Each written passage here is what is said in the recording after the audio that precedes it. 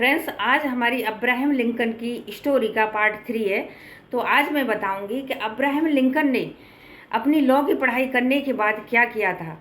तो Abraham Lincoln ने सन 1836 में अपना लॉ का लाइसेंस ले लिया था। उन्होंने कोर्ट में प्रैक्टिस शुरू कर दी थी और धीरे धीरे वो लोगों के केस भी लड़ने लगे थे।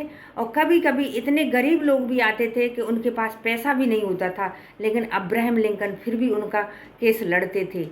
अब्राहम लिंकन अपनी ईमानदारी से लोगों के दिल में अपनी जगह बना रहे थे और वो केवल वकील बनकर ही रहना नहीं चाहते थे, वो राजनीति में भी आना चाहते थे। तो इसीलिए उन्होंने सबसे पहले जो उस समय पे अमेरिका की विंग पार्टी हुआ करती थी उसको ज्वाइन कर लिया था और इस तरह से वो राजनीति में आए। और राजनीति में आकर उन्होंने धीरे धीरे से आगे बढ़े, राजनीति में अपना सक्रिय टाइम दिया, उन्होंने राजनीति में भी सक्रिय हुए और लोग उन्हें पहचानने भी लगे थे।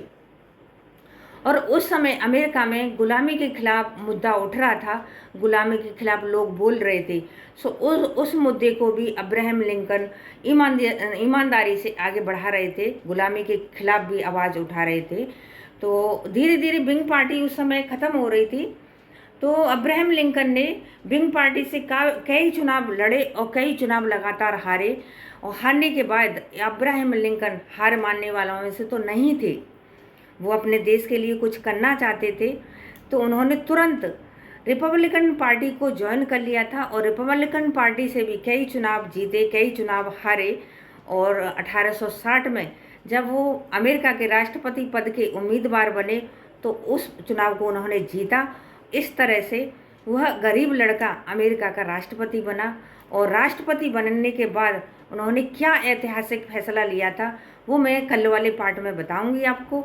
अगर आपको मेरी वीडियो पसंद आई है तो लाइक, शेयर, सब्सक्राइब और कमेंट जरूर कीजिएगा। Thank you.